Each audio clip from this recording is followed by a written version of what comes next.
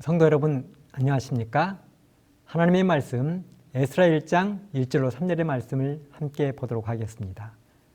바사왕 고레스 원년에 여호와께서 에레미야 입으로 하신 말씀을 응하게 하시려고 바사왕 고레스의 마음을 감동시키심에 저가 온 나라에 공포도 하고 조서도 내려 가로되 바사왕 고레스는 말하노니 하늘의 신 여호와께서 세상 만국으로 내게 주셨고 나를 명하사 유다 예루살렘에 전을 건축하라 하셨나니 이스라엘의 하나님은 참 신이시라. 너희 중에 무릇 그 백성된 자는 다 유다 예루살렘으로 올라가서 거기 있는 여호와의 전을 건축하라. 너희 하나님이 함께 하시기를 원하노라.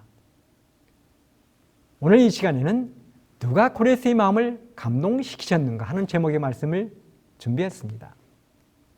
우리는 코로나19로 인하여 꽤 많은 시간을 하나님의 성전에 오지 못하는 아픔을 경험했습니다. 성전에 오고 싶어도 오지 못하는 아픔은 무엇보다도 컸습니다.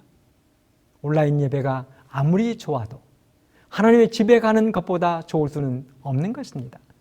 우리 성도님들은 어떠셨습니까? 화요일 저녁, 금요일 저녁, 안식일이 어떠셨습니까?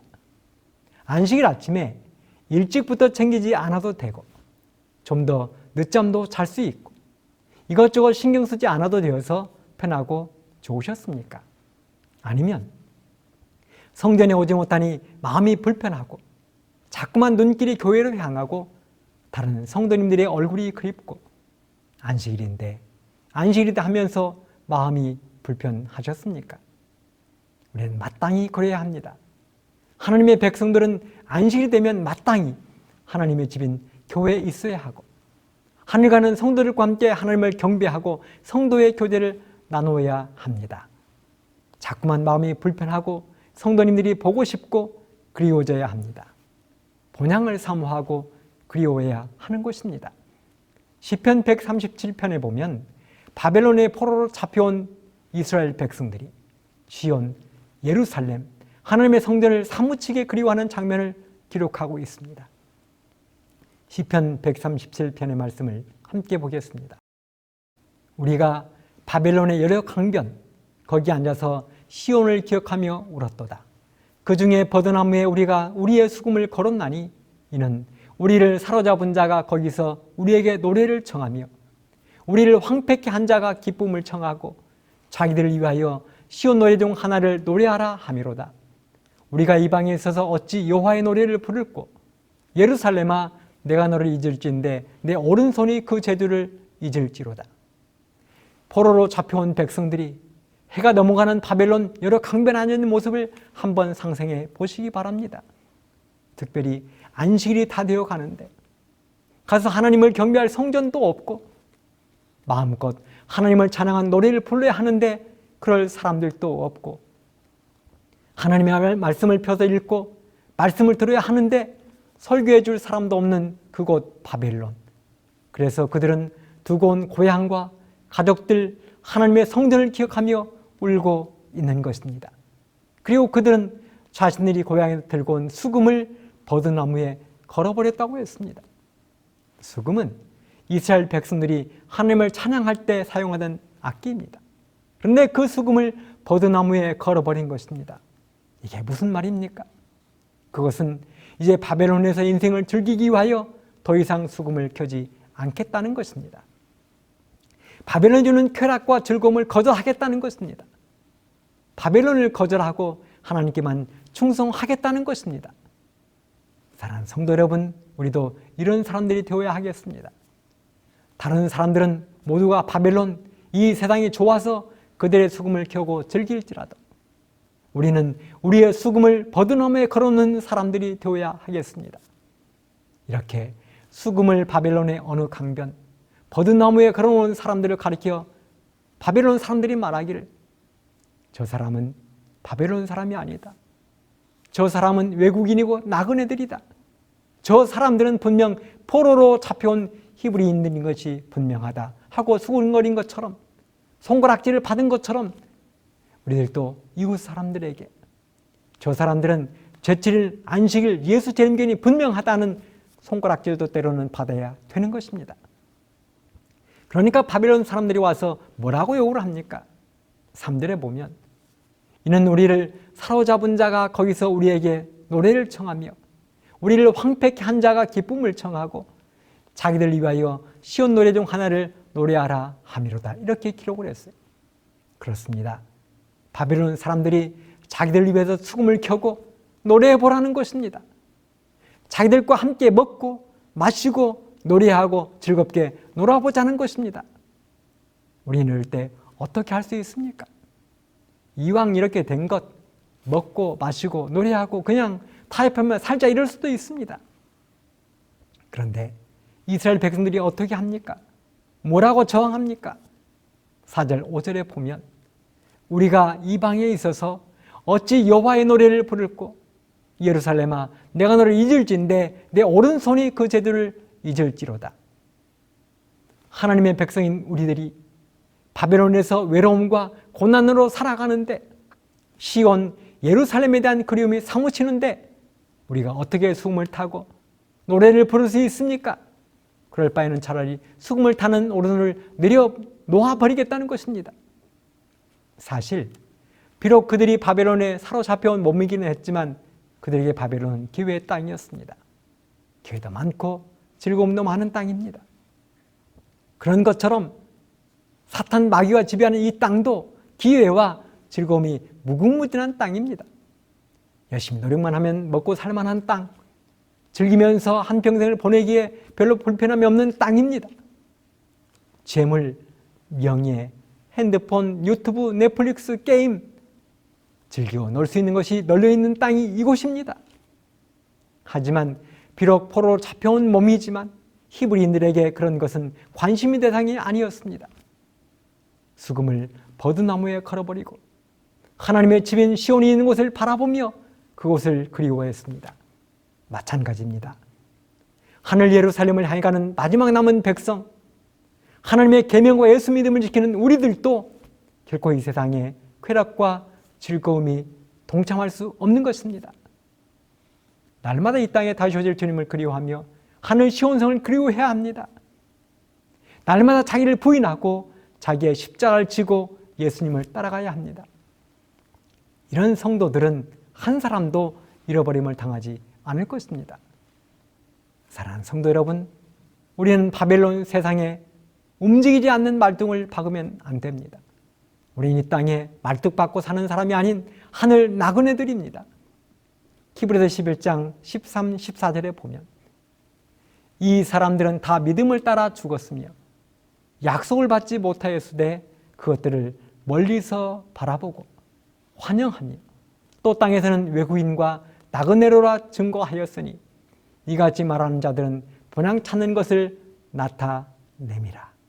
그렇습니다. 확실합니다. 우리는 하늘 가는 나그네들입니다. 우리들에게 이 땅은 여행 중에 잠시 머물러 씻고 잠자는 여인숙에 불과한 곳입니다. 결코 이 땅에 영원히 말뚝박고 살 것처럼 살지 않게 되기를 간절히 바랍니다.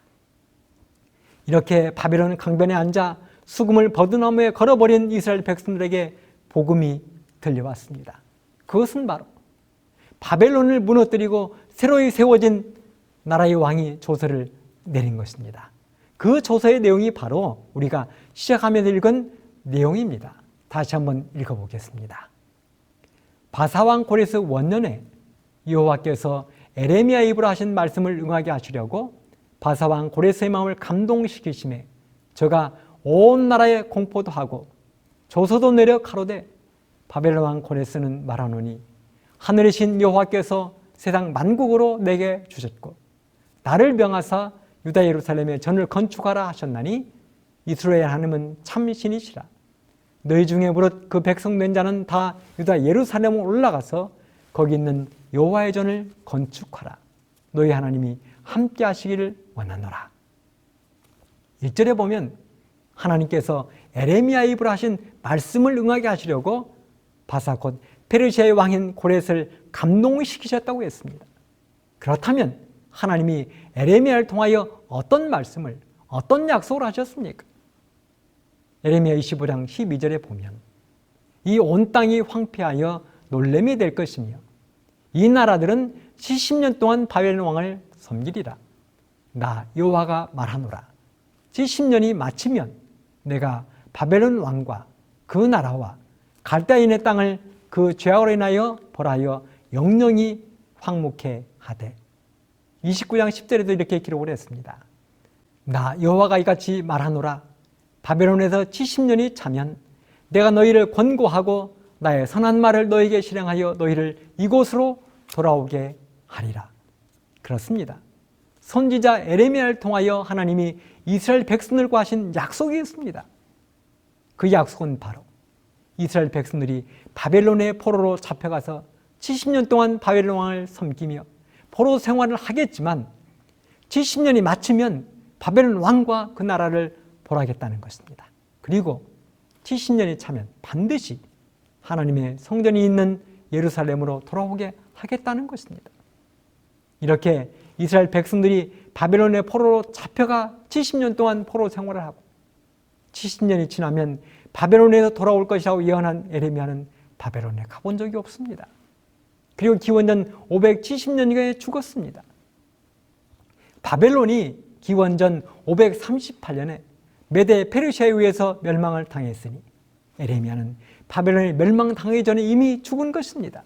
그런데 그 에레미야가 뭐라고 예언을 했습니까? 바벨론에 포로로 잡혀간 백성들이 70년이 차면 70년이 지나면 고향으로 돌아오게 될 것이라고 예언해 놓은 것입니다. 바로 그 예레미야가 예언한 시간이 다 된 것입니다. 바로 그 해에 바사 곧 페르시아의 왕이 된 사람이 고레스입니다. 바벨론을 538년에 메데 페르시아 연합군이 멸망시키고 메데의 왕이었던 다리오가 왕이 되었고 2년 후에 고레스가 드디어 페르시아 왕으로 등극한 것입니다. 그 고레스가 왕이 되자 누가 고레스의 마음을 감동시키셨습니까? 그렇습니다. 하늘의 하나님께서 고레스의 마음을 감동시켰다고 했습니다. 사람이 사람의 마음을 감동시켜도 대단한 것인데 하늘의 하나님께서 고레스 왕의 마음을 감동시키셨습니다. 사람들이 감동을 보면 어떤 일이 일어나는 줄 아십니까? 남자들, 특별히 권력자들이 감동을 받으면 어떤 일이 일어나는 줄 아십니까? 에스더 5장 3절에 보면 왕이 이르되 왕후 에스더여 그대의 소원이 무엇이며 요구가 무엇이뇨 나라의 절반이라도 그대에게 주겠노라. 훗날 페르시아의 왕이었던 아하수에로가 에스더에게 감동을 받자 한 말입니다. 아하수에로가 업무에 바빠서 거의 한 달 동안 왕후의 모습을 보지 못했습니다. 그날도 업무에 시달려 보좌에 앉아 있는데 눈앞에 에스더가 나타난 것입니다. 우리가 잘 아는 것처럼 왕이 부르지 않았는데 왕 앞에 나가면 왕후라도 죽임을 당할 수 있는 것이 당시 페르시아의 법이었습니다. 그래서 에스더가 유명한 말을 했잖아요. 죽으면 죽으리이다. 그리고 3일간 금식기도를 하고 왕 앞에 나아갔더니 왕이 허락의 뜻으로 금오를 내어밀었습니다. 왕이 왜 금오를 내어밀었는가? 에스더 5장 2절에 보면 왕후 에스더가 뜰에 선 것을 본즉 심히 사랑스러움으로.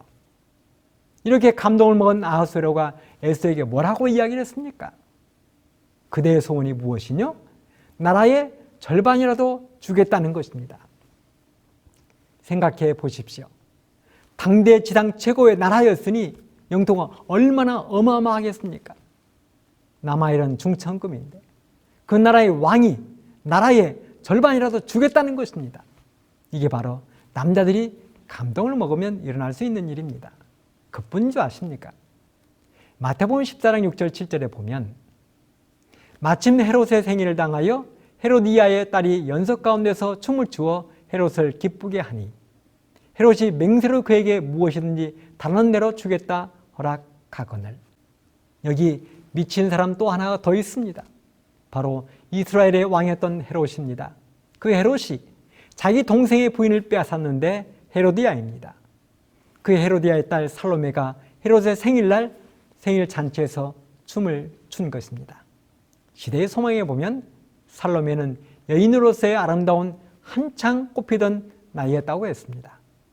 바로 그 살로메가 춤을 추기 시작하자 이미 술에 취한 헤롯이 꿀벅 넘어간 것입니다. 사람들에게 자기 과식이 넘친 헤롯 왕이 약속을 합니다. 맹세를 합니다. 무엇이든지 달라는 대로 주겠다는 것입니다. 시대의 소망 221쪽에 이렇게 기록을 했습니다. 잠시 동안 헤롯은 전후에 생각 없이 자기 나라의 위인들 앞에서 자기를 높여줄 어떤 과시를 하고 싶은 생각이 났다.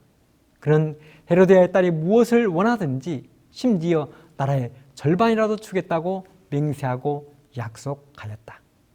그렇습니다. 살로메의 춤에 감동먹은 헤롯이 소원을 말하기만 하면 나라의 절반이라도 주겠다는 것입니다. 그러자 살로메가 엄마에 가서 묻지요. 뭐라고 대답을 할까요? 그랬더니 헤로디아가 침례 요한의 목을 소반에 담아달라고 그래라. 그래서 헤롯이 감옥에 갇혀있던 침례 요한의 목을 베어다가 살로메에게 주었습니다. 또 이런 이야기도 있지요. 하루는 미국 필라델피아에 있는 작은 호텔, 우리로 말하면 여관에 노부부가 방을 구하러 왔습니다. 그런데 때마침 그 도시에 큰 행사가 있어서 호텔마다 총환원이었습니다. 그래서 방이 없는 것입니다. 그러자 그날 밤 야간 근무하던 종업원이 노부부에게 이렇게 말을 합니다. 여기에도 객실이 없지만 괜찮으시다면 늦추한 저의 방이라도 드릴 테니 쉬어 가십시오. 그렇게 그날 밤을 보낸 노부부가 뉴욕으로 돌아가 편지를 보냅니다. 자네를 우리 호텔의 총지배인으로 초청합니다. 비록 늦추한 종업원의 방이었지만 그의 친절에 감동을 받은 당시 1900여 개의 객실을 갖춘 호텔의 회장이었던 혼제이콥 아스더가 보낸 편지였습니다. 사람들은 이렇게 감동을 먹으면 객기도 부리고 친절도 베푸는 것입니다. 그런데 하늘의 하나님께서 누구의 마음을 감동시키셨습니까?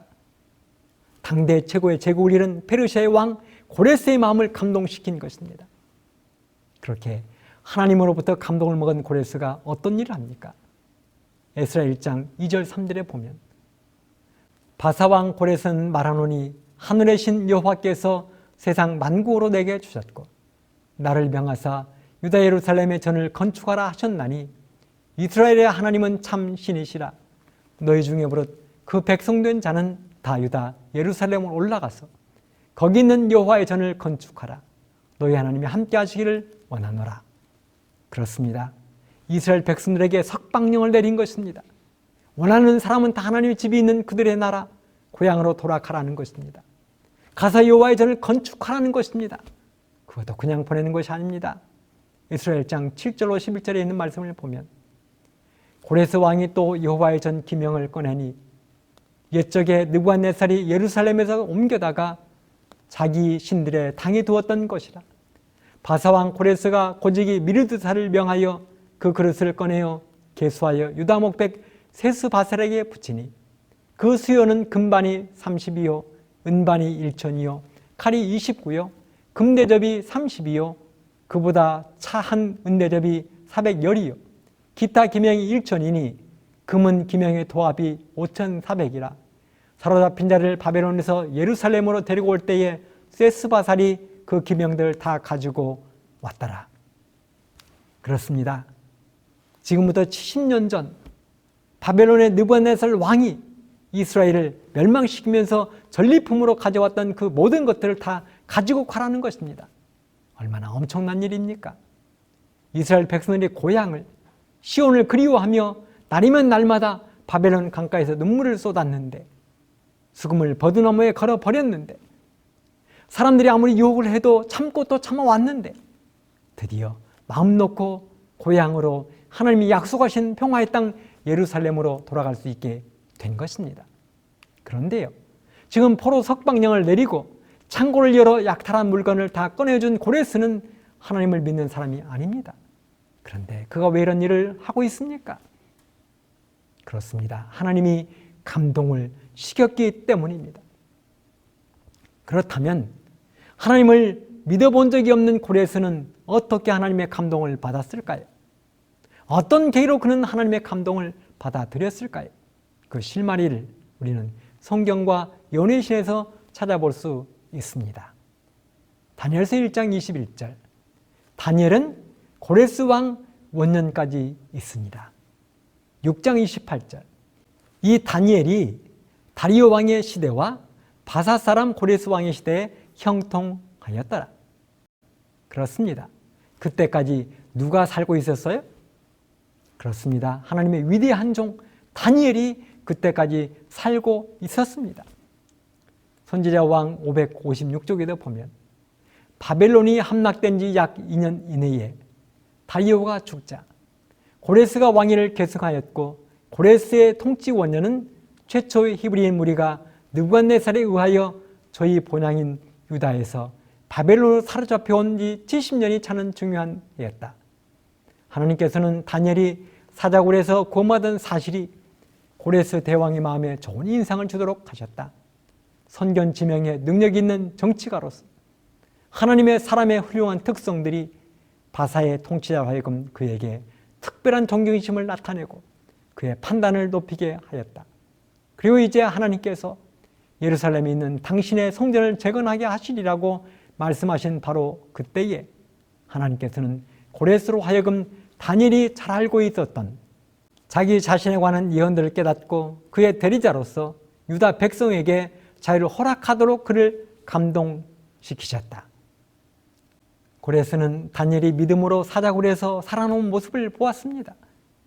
고레스가 다니엘과 만났다는 직접적인 기록은 없지만 그들은 만났을 것입니다. 왜요? 바벨론을 멸망시킨 다음 고레스보다 먼저 왕이 되었던 다리오가 다니엘을 사자굴 속에 던졌습니다. 그런데 다니엘이 사자굴 속에서 살아남은 것입니다. 그런 고레스가 2년 후에 왕이 되었는데 바로 이스라엘 백성들이 포로로 잡혀온 지 70년째 되던 해였습니다.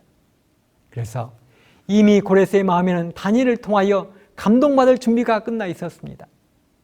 에스라 6장 3절 4절에 있는 말씀을 보면 고레스 왕 원년에 조서를 내려 이르기를 예루살렘 하나님의 전에 대하여 이르노니 이전 곧 제사드리는 처소를 건축하되 지대를 견고히 쌓고 그 전에 고는 60규빗으로 광도 60규빗으로 하고 큰 돌 3켜에 새나무 1켜를 놓으라. 그 경비는 다 왕실에서 내리라. 감동을 받은 고레스는 포로 석방으로 끝나지 않았습니다. 하나님의 전을 건축하는 경비도 모두 왕실에서 주겠다고 약속까지 했습니다. 이것이 바로 감동받은 사람들, 감동받은 사람들이 하는 것입니다. 그럼 사랑하는 성도 여러분, 우리도 다니엘처럼 우리 주위 사람들에게 신앙의 감동을 끼쳐야 하는 것입니다. 우리는 알지 못하지만 우리 주위에는 우리를 뚫어져라 바라보는 수많은 사람들이 있습니다. 우리의 말 한마디, 행동 하나하나를 살펴보는 사람들이 있습니다. 그리스도인으로서, 특별히 제7일 안식일 예수 재림교인으로서 우리는 다니엘처럼 살아야 되는 것입니다. 그래서 우리의 모습을 통하여 주변 사람들이 감동을 받아야 되는 것입니다. 우리 모두 그런 그리스도인들, 선한 이웃, 제7일 안식일 예수 재림교인들이 되기를 간절히 바라면서 말씀을 마치겠습니다. 감사합니다.